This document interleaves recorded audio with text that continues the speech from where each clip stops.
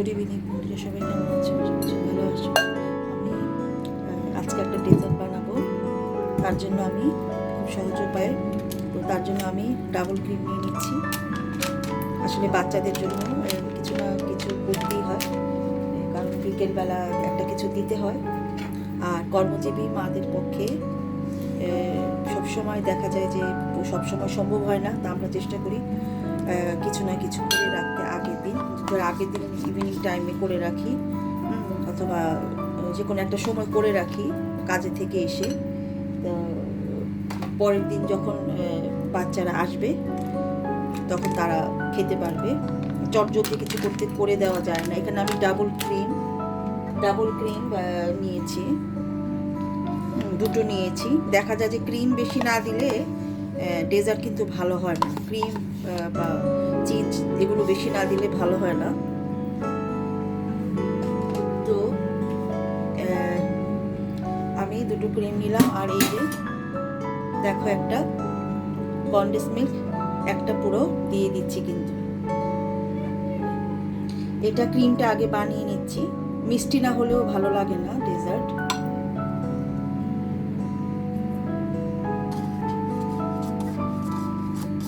আসলে বললেই হয় না, অনেক ঝামেলা হয় কিন্তু বানাইতে গেলে। যে কোনো কিছু বাচ্চাদের জন্য বানাইতে গেলে অনেক ঝামেলা, শুধু করলেই হয় না। ডেজার্টে ঝামেলাও আছে, আবার চটজলদিও হয়, আবার ঝামেলাও পোহাইতে হয়। এটা আমি মিক্স করে নিচ্ছি। ক্রিমটাই আসল।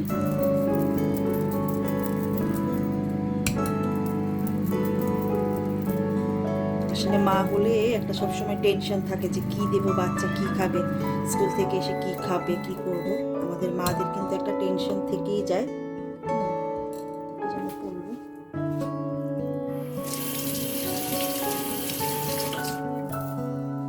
টেনশন থেকেই যায় কিন্তু। তো মোটামুটি আমার এটা ক্রিমটা হয়ে গেছে। দেখো, ক্রিমটা হয়ে গেছে। এটা এক সাইডে রাখি। তারপরে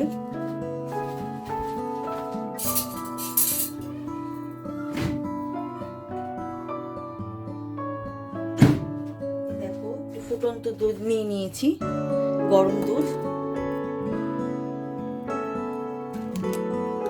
গরম দুধে আমি একটু কফি পাউডার মিশিয়ে নিব। গরম দুধে কফির একটা স্মেল আসবে। ডেজার্ট আসলে যত নিজের দেখে, কয়েকটা ভিডিও দেখে আইডিয়া নিয়ে নিজের মতন করে মন করে কিন্তু করা যায়। তো আমি পাশে ক্রিমটা রাখলাম, এটা রাখলাম। নিজের মনের মাধুরী মিশিয়ে অনেক সহজ উপায়ে করা যায়। তো আমি এই একটা বল নিয়ে নিচ্ছি। আর এই যে দেখো, এখানে বিস্কিট, নর্মাল বিস্কিট, একটু কোকোনাট ফ্লেভারের বিস্কিট দিলাম। আর এর জন্য আমি আমার আরেকটা জিনিস লাগছে।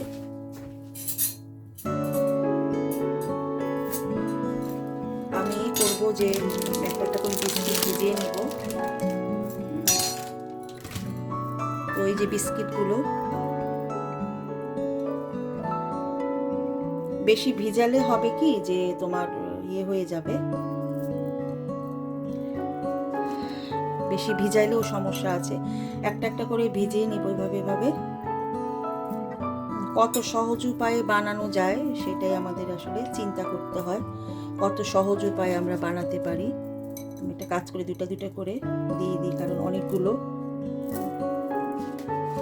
আমাদের মাদের আসলে সবসময় একটা বেশি চিন্তা থাকে কিভাবে আমরা, আর আমাদের মধ্যবিত্ত বাবা মার পক্ষে সবসময় কিন্তু তোমার সম্ভব হয় না যে আমরা সবসময় অনেক দামি খাবার বাচ্চাদের ঘরেই যতটুকু করতে পারি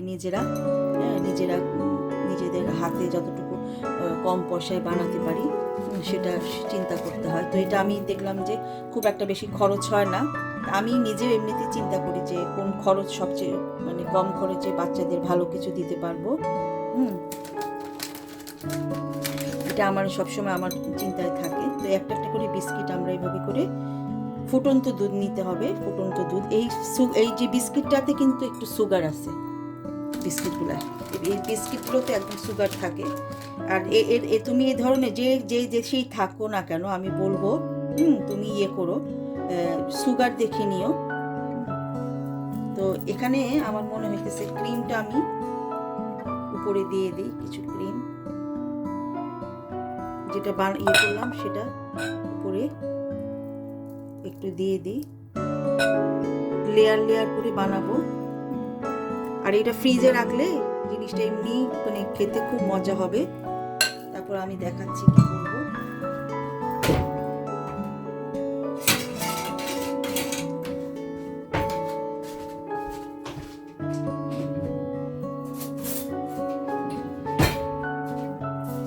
এই যে এখানে একটু কোকো পাউডার আমি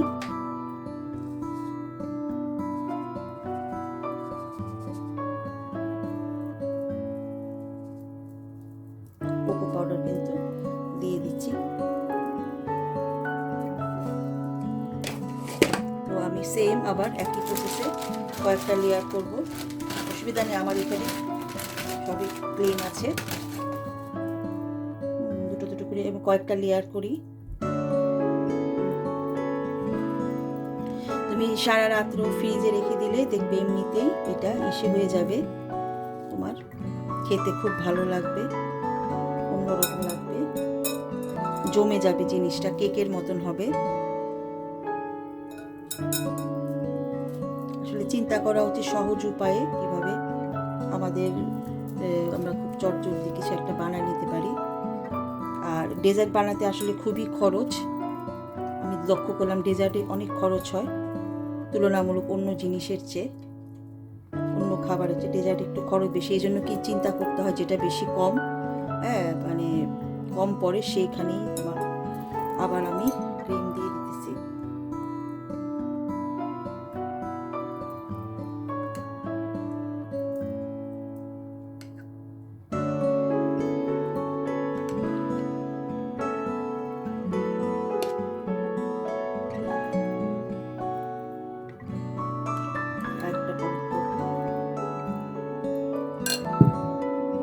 একটা বিস্কিট খুলে নিচ্ছি,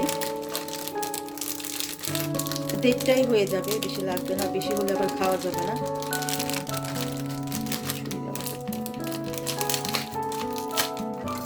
বেশি হলে কিন্তু আবার খাওয়া যাবে না।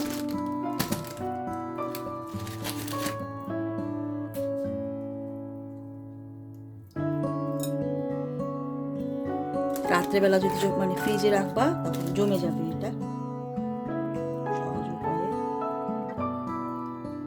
এটা খেতেও খুব টেস্ট।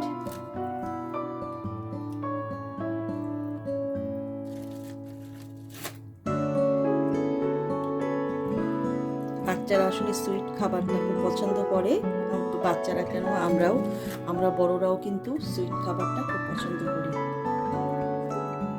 মনে হয় যে সুইট কিছু খাই সবসময়।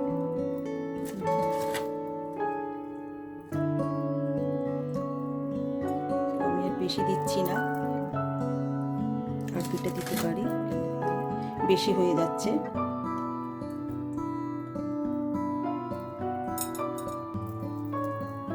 আমি ক্রিমটা ঢেলে দিচ্ছি।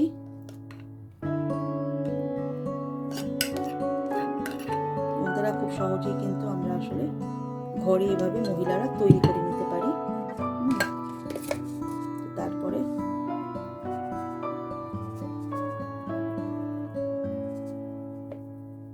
এই যে কোকো পাউডারের গুঁড়ো, চকলেট, কোকো অথবা কফির গুঁড়ো যে কোনো কিছু দিয়ে, এখানে ফ্রুটস দিব না, আমার হাজবেন্ড আবার মানে উনি ফ্রুটসটা আবার ইয়ে করে বেশি, যে ফ্রুটসটা করে দিলা কেন, কারণ কি যে কোনো ডেজার্ট উনি টেস্ট করবে, কি করলাম একেবারে সব কিছু না খেতে হবে, আমি যেটা মানে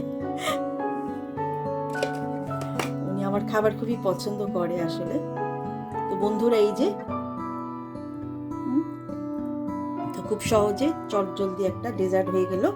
এটা জাস্ট ফ্রিজে রেখে দিলেই বসে যাবে। তো আমি এটা রেখে দিব। তো দেখো কেমন হয়েছে।